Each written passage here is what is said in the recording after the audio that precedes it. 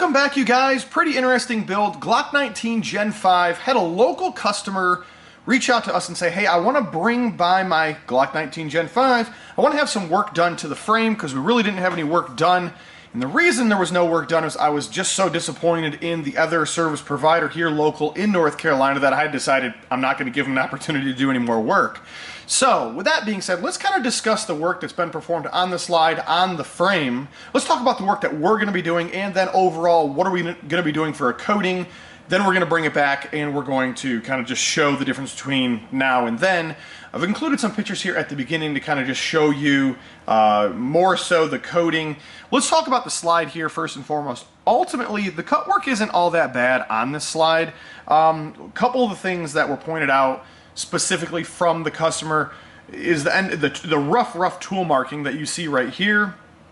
We've included a picture of that. Everything else isn't too bad. We did notice that there's a serial number left over down in this section, so there's a portion, maybe 20% of the serial number is left over, so they didn't quite cut enough of it off in order to hide it. Ultimately, I don't think that's terrible. We do see that a lot. We're not going to do any kind of correction at all on the serial number side. We're going to do our best to clean up the rough tool marks on what would be the left-hand side of the slide. We also happen to have a couple of engravings. The engravings actually came out pretty good. Some parts are deeper than others, but ultimately I don't think they really were that bad. I don't think there's anything to really complain about. The customer didn't seem to have any issues about the engravings either, just wanted to make sure that we were able to keep them through our coatings.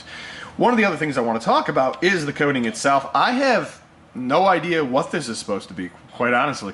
I've seen a lot of different battle wear type of patterns, a 50-50 split, more like a 70-30. This is more like somebody rubbed peanut butter on a slide. So at first I was kind of like, okay, I was looking back here and I was like, this kind of looks like dirt. Like it kind of looks like, somebody wore this in a holster and it has a lot of lint or some sort of a residue in there. So I just took a brush, and it's kind of like, okay, yeah, totally cool. That was like wiped on or something. I don't know what that is. So first and foremost, we're going to be removing the coating. It's pretty thick. It also has some really weird kind of patterns in the lower section. So once again, I think it was maybe sprayed black and then somebody just like applied coating over the black and not really seamlessly put them together. So we're going to correct that. The top rear shows the pattern, maybe the most, I guess is the best way to say that. We've got some areas in the front that don't have any pattern at all. It just didn't get any pattern. So very interesting.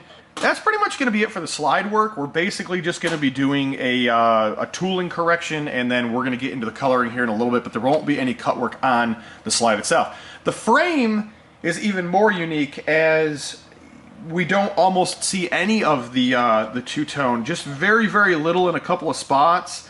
Once again, when I had first seen it, I thought maybe there was a light on here and this was some sort of a blowback, kind of like a burn pattern that we sometimes would see with like a gas out with a comp on the end or something.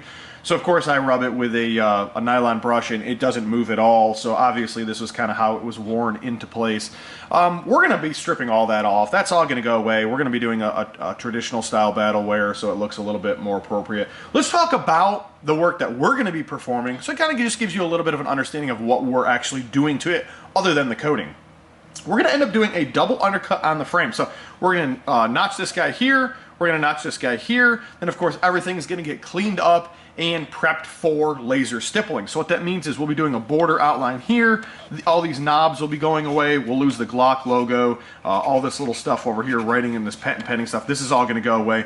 We're not going to be doing any of the back. We're not going to be doing any of the front portion of the frame. We don't offer that. We only offer the sides. And of course, we'll also be doing up here in the flat zone. So that's kind of where we're going to pick up, and that's going to be working on an undercut, working on some laser stippling. We're going to bring it back. Everything's going to get sandblasted and prepped for our tungsten and burnt bronze battle wear. So I've never actually done these two colors together before. I think it's going to be really unique. So the burnt bronze is going to be the undercoating and tungsten is going to be the outside coating. So I think it's going to flow really, really well. Obviously, we're going to probably still see some black on the frame as we wear it. We may actually see a little bit of metal wear on there. We do clear everything, so obviously we're not worried about any kind of rusting or anything like that.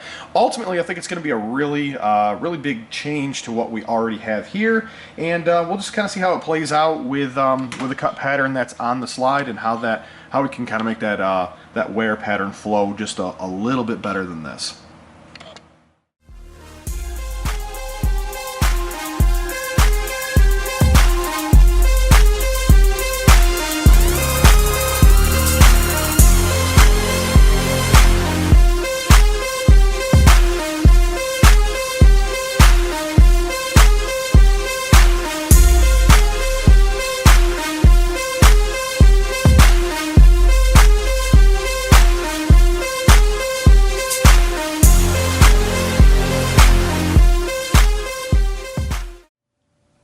Alright guys, everything has been completed. We brought it back. I want to show you guys how this turned out. Before we get into the overview of this, I want to say a couple of things.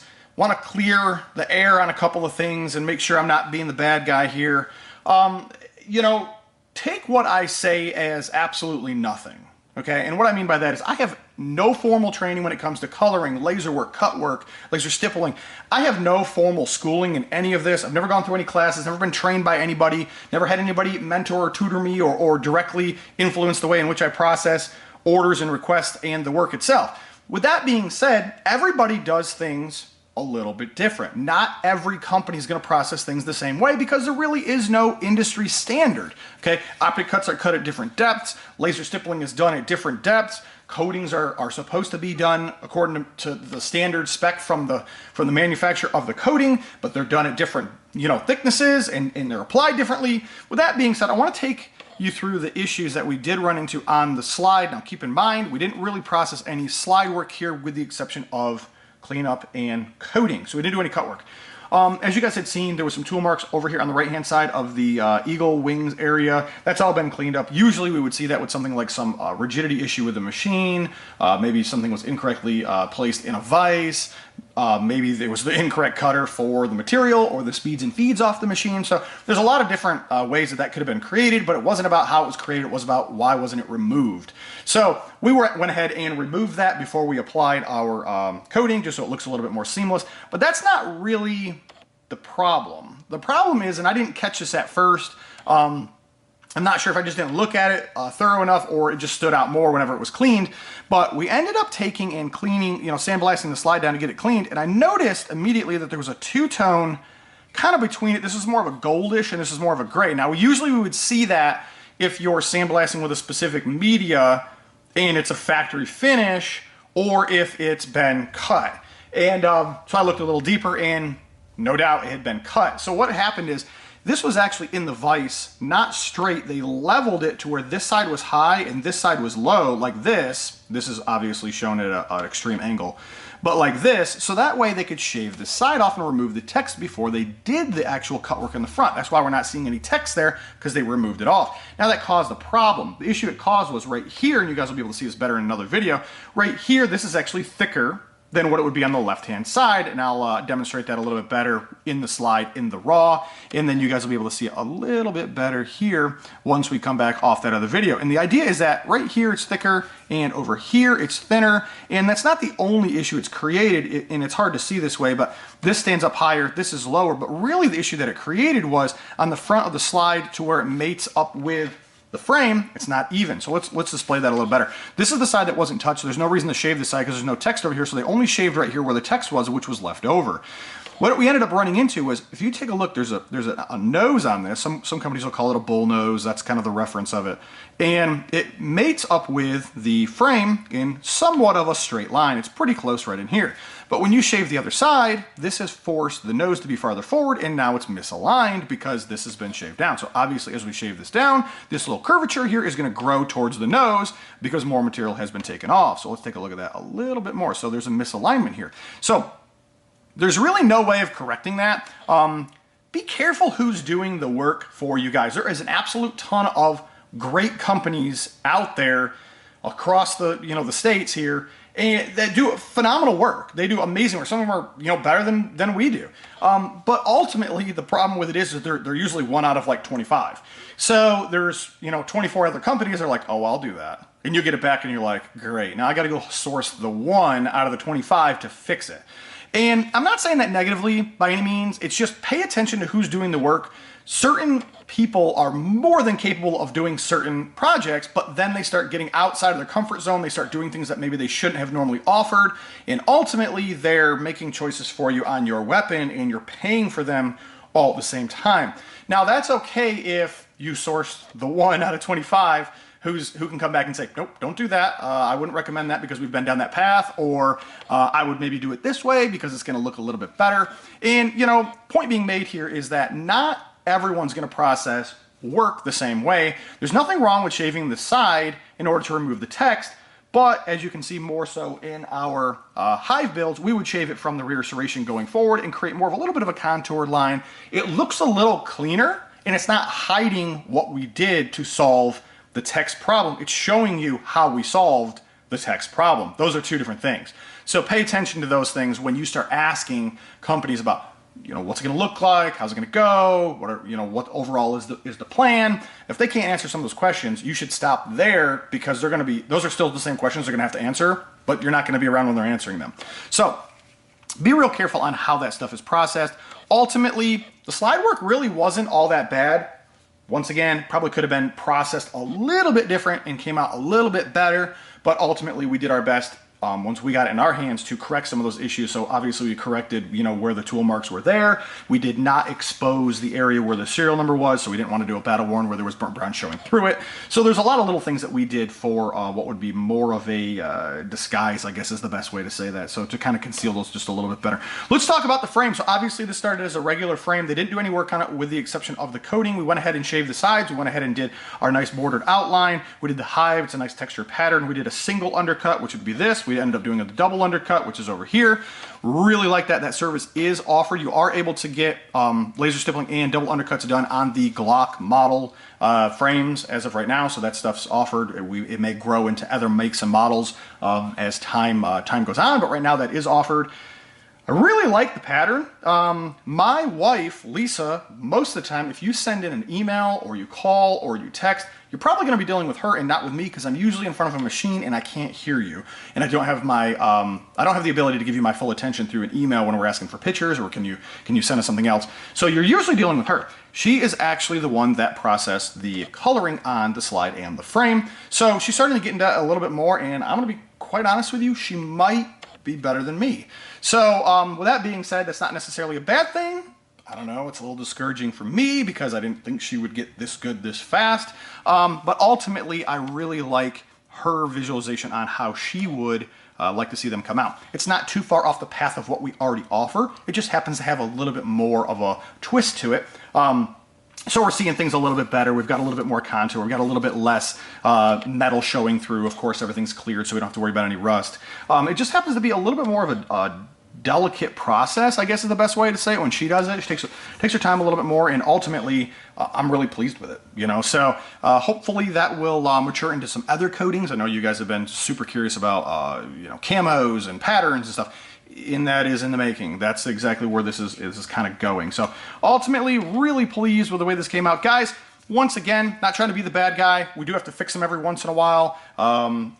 Just do your due diligence, do your homework, spend some time, look the reviews over, look the current reviews over, and see, where are the people at in the company that you're looking for. Where is that company at in this lineup, and how do they fit your needs? One of the new things for us is we have Google review now. So now that we've published an address, you're actually able to go to Google. You can search NCEngravers, you click review, and you can leave us a review.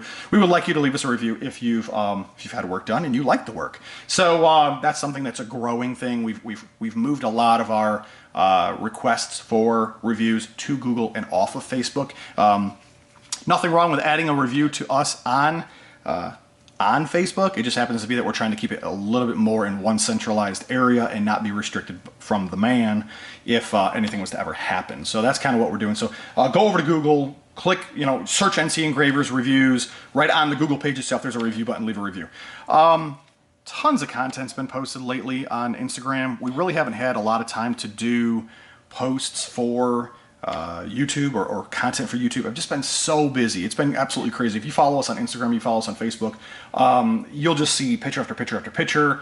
Sometimes when I run out of time and I just don't have time to take pictures, I'll literally just take a picture of a bunch of boxes, and I was like, yep, this is what we worked on today. And there's like 12 boxes that are going out. It really is becoming somewhat of an issue, and the hint here in a polite way is we will be hiring. So I don't know 100% when that's going to happen. It's definitely going to be in the next 15 to 45 days, but we will end up needing to hire somebody to assist me before I go crazy. So with that being said, yeah, so you're going to probably hear about more of that coming up. It's just a matter of the position that we're hiring for and who do we find and what do we want them to do. So with that being said, guys, if you need anything, feel free to go to our webpage, or is a contact tab, please fill it out. We do process orders via email.